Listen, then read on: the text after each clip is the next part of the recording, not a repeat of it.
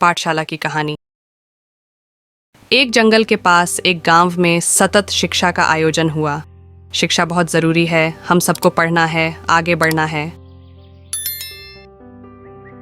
जंगल के जासूस लोमड़ी ने इस कार्यक्रम के बारे में जंगल के शेर बहादुर को बताई।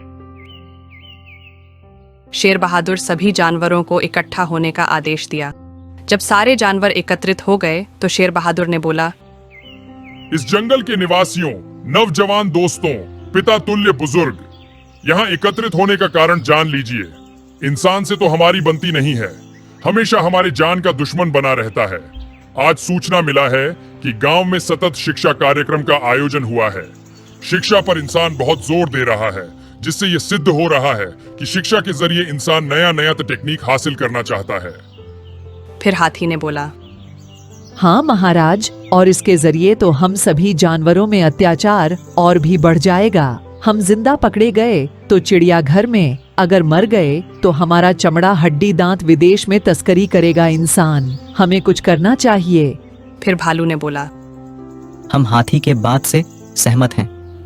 मुझे अच्छी तरह से याद है कि जब मैं छोटा था तभी इंसानों ने मुझे जाल में फंसाकर काफी दिनों तक अपने कब्जे में रखा। डंडे मार मार कर गांव गांव में नचाते थे, परंतु जिस झोपड़ी में मुझे बांध कर रखते थे, ठीक बगल में ही गांव के बच्चों को एक टीचर पढ़ाते थे।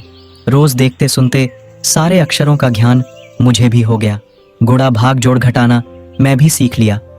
और भी जानकारी मिल जाती, पर मुझे एक दिन मौका मिल गया और मैं आजाद हो गया। फिर मैं भागकर अपने माता पिता के पास आ गया।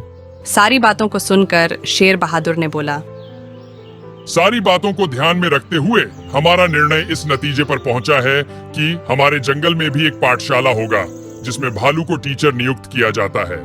सफाई कर्मी खरगोश और हिरण रहेंगे। इस विद्यालय में सभी जानवरों के बच्चे पढ़ेंगे। व्यवस्थापक हाथी और बाघ रहेंगे। कल से पाठशाला शुरू होगा। बच्चे मन लगाकर पढ़ाई करें।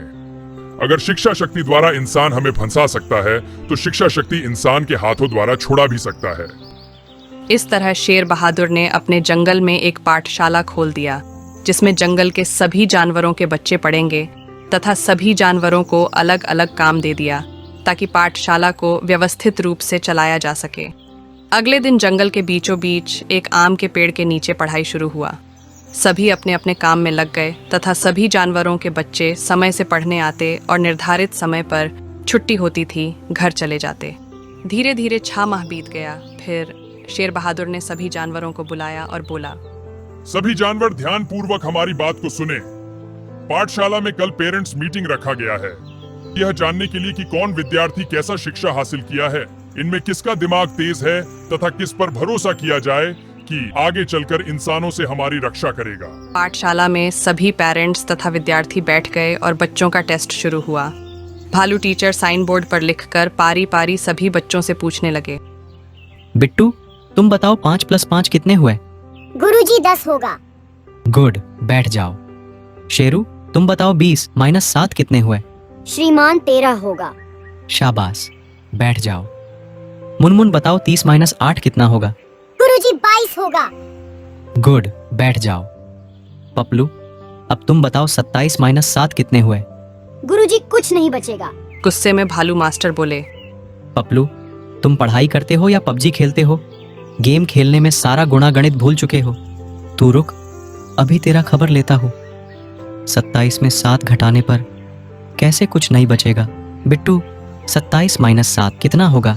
गुरुजी 20 बचेगा। शेरू, 27 - 7 कितना होगा? श्रीमान 20 बचेगा। मुनमुन, 27 - 7 कितना होगा? गुरुजी 20 बचेगा। तो पपलू क्यों बोल रहा है कि कुछ नहीं बचेगा? फिर पपलू को भालू मास्टर साइन बोर्ड के पास बुलाए और साइन बोर्ड की तरफ इशारा करते हुए पूछे, 27 में से 7 घटाने पर कुछ नहीं बचेगा, बताओ कैसे?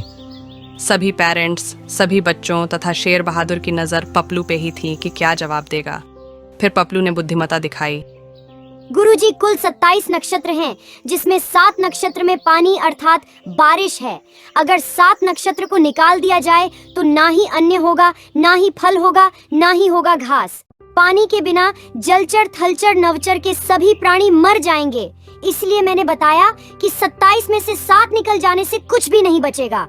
फिर भालू मास्टर पपलू के सर पे हाथ फेरते हुए बोले, पपलू जैसा बुद्धिमान शिष्य पाकर हम धन्य हुए। पपलू, हमें तुम पे गर्व है कि तुम जैसे बुद्धिमान छात्र ही हम सब की रक्षा इंसानों से कर सकता है। तो बच्चों, आप समझ गए ना कि लोमड़ी इतनी चालाक कैसे होती हैं।